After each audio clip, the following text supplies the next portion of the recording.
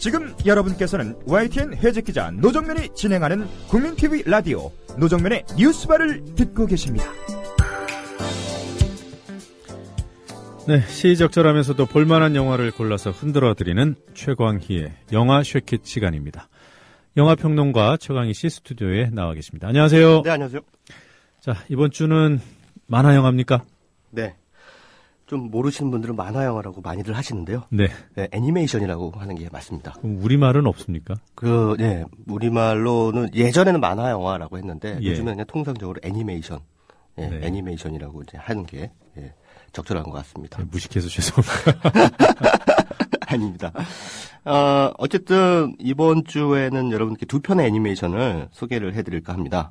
첫 번째 영화는 바로 이번 주에 개봉하는 영화입니다. 사이비라고 하는 작품이고요. 예. 또 한편은 역시 사이비라는 영화의 감독을 맡은 연상호 감독이 바로 직전에 선보였던 2년 전에 개봉해서 상당히 화제를 불러 모았던 애니메이션입니다. 돼지의 왕이라고 하는 깐영화제에도 진출했던 작품인데요. 두 작품을 소개를 해드릴까 합니다.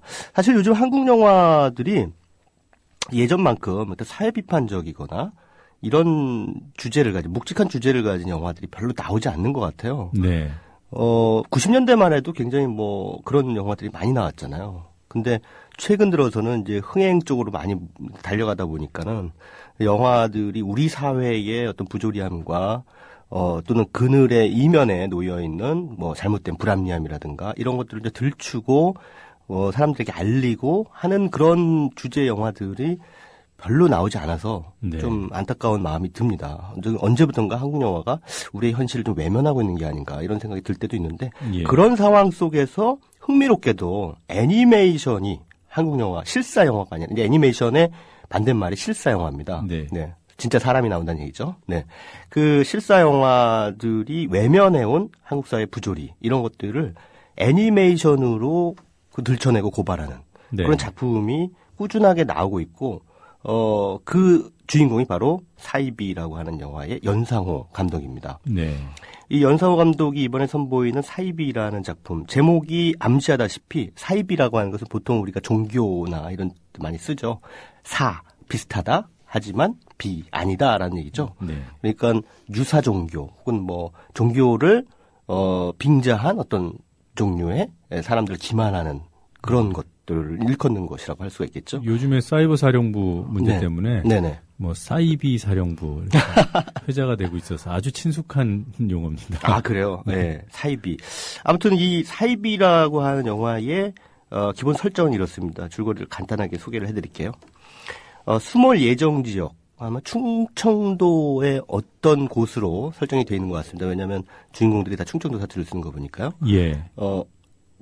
이 시대적인 배경이 어딘지는 모르겠습니다. 아무튼 그 현대는 아닌 것 같아요. 아무튼 그 수몰 예정 지역인 한 마을이 있습니다. 곧 이제 저수지가 돼서 이 마을이 없어지죠. 그러다 네. 보면 이제 이 마을의 사람들이 보상금을 이제 받게 됩니다. 다른 그 지역으로 이사를 갈 수 있게끔 보상금을 받게 되는데 이 수몰 예정 지역에 어느 날 한 장로와 목사가 나타나서 교회를 만듭니다. 예. 그래서 그 교회에 사람들을 불러 모아서 말하자면 생명수라는 것을 팔기 시작하죠. 이 물을 마시면 예수님, 주님의 축복을 받은 물이다. 이 물을 마시면 모든 질병, 고난으로부터 당신들이 구원받을 수 있다. 라고 하면서 이제 물을 팔기 시작합니다. 그리고 그 사람들이 또 그 교회에 많이 가서 헌금을 열심히 하는데 그 헌금이 그 수몰 예정 지역이기 때문에 이들이 받게 되는 보상금인 것이죠. 예. 예. 근데 그런 상황에서 이제 이 주인공이 사실 이 장로와 목사가 아니라 어떤 굉장히 폭력적인 술 주정뱅이 아저씨예요. 밖에 나가서 맨날 사고나 치고 있다가 오랜만에 동네에 이제 자기 고향으로 돌아온 겁니다. 돈도 다 떨어지고 도박으로 돈도 다 날리고. 근데 이제 자기 버릇을 남 못 주고 또 이 동네에 와가지고도 또 도박하다가 딸의 대학 등록금을 다 또 날려버려요. 네. 예, 그런 아주 사고뭉치 아빠예요. 근데 이 술주정뱅이 아저씨가 읍내에서 이렇게 술을 한잔 마시고 있는데 그 장로가 누군가하고 얘기를 하고 있는 그 교회의 장로가 누군가하고 얘기를 하고 있는 장면을 목격합니다. 근데 목격을 하는데 이 장로하고 시비가 술자리에서 이제 붙어요. 술이 취한 나머지. 예. 근데 이 장로가 자기를 벽돌로 찍고 그리고 그냥 도망가 버려요. 그래서 저놈 내가 찾아야겠다. 저놈 내가 만나가지고 홍구령을 내야겠다. 이러면서 이제 눈에 막 불이 나가지고 이 장로를 막 찾아 헤매는데 나중에 우연찮게 파출소에 갔는데 이 장로가 바로 거기 똑 현상수배범 리스트에 얼굴이 뚝 있는 거예요. 사기꾼, 예, 사기 전과를 가지고 있는 사람이었던 거죠. 근데 또 알고 봤더니 이 장로가 젊은 목사 한 명을 기용해가지고 그 동네에 교회 하나를 만들어 놓고 간이교회죠. 천막으로 대충 만든 네. 간이교회를 만들어 놓고 사람들 불러 모아서 막 예배를 하고 오주여 오주여 하면서 헌금 받고 생명수 팔고 하고 있다는 것을 알게 됩니다. 그러니까 이 사람이 이제 술주정뱅이 아저씨 눈이 뒤집히죠. 그 사람들한테 얘기를 합니다. 저놈 사기꾼이다. 당신들 속고 있다. 그런데 아무도 그를 믿지 않습니다. 왜 믿지 않겠습니까? 워낙에 평소에 한 행실이 맨날 사고만 치고 다니다 보니까 예. 좀 뭐 그 사람이 하는 말이 진실이라고는 전혀 생각을 못 하는 거죠. 예. 게다가 이 사람들은 또 어떤 사람은 또 병이 들고 또 불치병에 걸려 있고 또 어떤 사람은 대단히 어떤 정신적인 뭐랄까 고통을 겪고 있는 그런 상황 속에서 이 종교라고 하는 것을 접하면서 자기들이 여기서 위안을 얻고 있다는 거죠. 예. 예.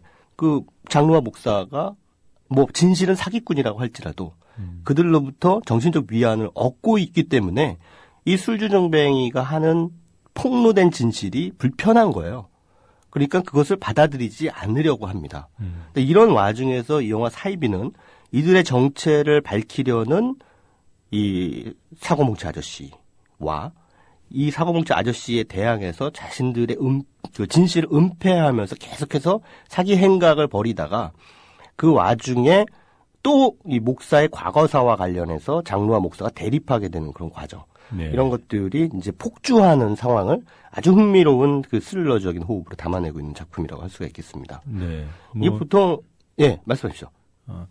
요즘 최근 여의도 순복음의 조영기 목사와 관련된 사안을 저희 이제 국민 TV가 네네. 단독 보도하지 않았습니까? 네.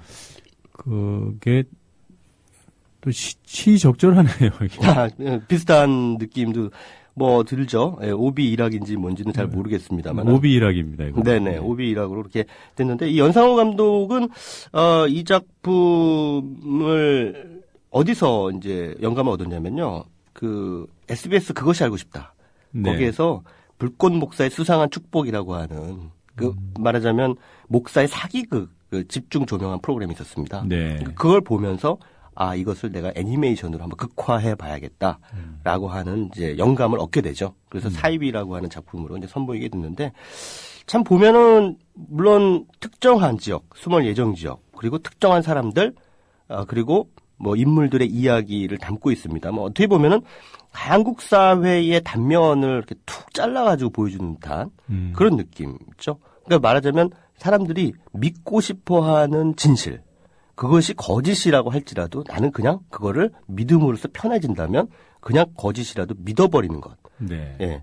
이런 상황을 이제 영화를 통해서 아이러니한 상황이죠. 그것을 이제 보여주고 있는 작품이라고 할 수가 있겠습니다. 네. 한 사람은 굉장히 착해 보이지만 거짓말을 하고 있고요. 네. 한 사람은 굉장히 사고뭉치지만 참말을 하고 있습니다. 네. 이랬을 때 이들을 바라보는 사람들은 어떤 선택을 하고 누구를 더 신뢰할 것인가 라고 하는 측면에서 어떻게 보면 이것은 한국 사회, 지금의 한국 근현대사를 꿰뚫고 있는 통찰을 선보이는 그런 작품이다라고 봐도 무방할 것 같습니다. 네.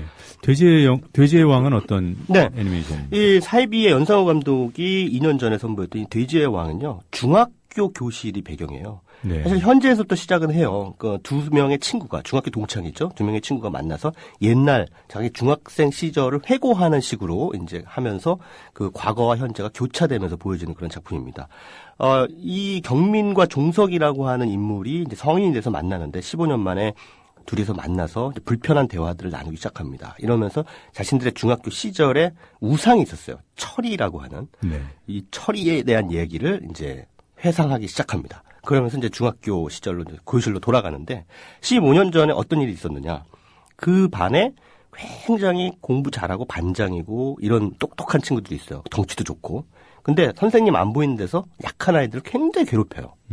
왕따하고 괴롭히고 또는 뭐 돈을 뜯거나 뭐 이런 그 나쁜 짓을 일삼습니다. 근데 선생님은 너무나 공부 잘하는 애기 때문에 그런 일을 할 거라고 뭐 전혀 상상을 못 하는 거죠. 그리고 아이들도, 반 아이들도 걔가 이미 이 반에 권력자기 때문에, 예. 권력자로 군림하기 때문에 그 친구가 벌이는 악행을 그냥 눈 감아주거나 아니면은 같이 뭐 이렇게 부안해동을 하거나. 엄석대 같은 인물인가 보죠? 그렇습니다. 예.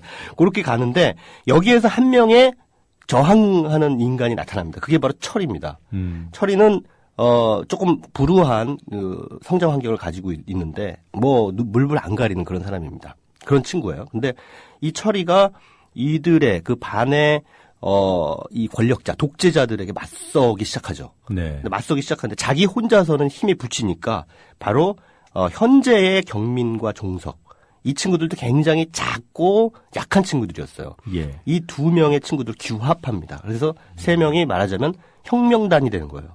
이 반에서의 작은 혁명을 일으키는 그 독재자들을 향해서 저항을 하는 그런 혁명단이 되는데, 그런데 결국은 실패하게 되죠. 네. 그 실패하는 과정을 이제 이 돼지의 왕이라는 작품은 굉장히 세밀하게 보여줍니다. 말하자면 권력의 심리학이에요. 그러니까 누가 더 센가를 사람들이 계속 예민하게 주시하면서 결국은 많은 사람들이 더 센 쪽에 붙는다는 거죠. 그것이 도덕적으로 우월하건 열등하건 그건 중요한 것이 아니다. 지금의 실세가 누구냐. 거기에서 사람들의 선택은 굉장히 비겁한 쪽으로 이끌리게 돼 있다라는 얘기죠.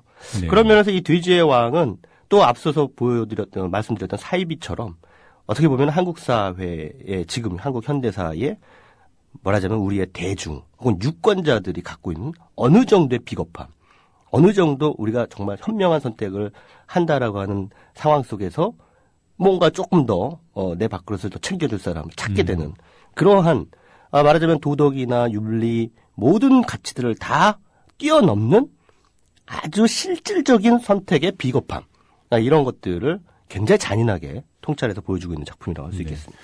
그 영화 분류 보면은 네. 뭐 스릴러로 분류를 해놨던데 그런 요소들이 있나요? 네, 그렇습니다. 예, 철이라고 하는 친구가 뭐 스포일러긴 합니다만 어쨌든 나중에 사고로 목숨을 잃게 되는데 그 과정에서 이들 경민과 종석은 어떠한 일을 했는가? 네. 예, 라고 하는 미스터리를 이제 끌고 갑니다. 영화 제목이 굉장히 뭐랄까 함의가 있죠. 돼지의 왕. 네. 돼지.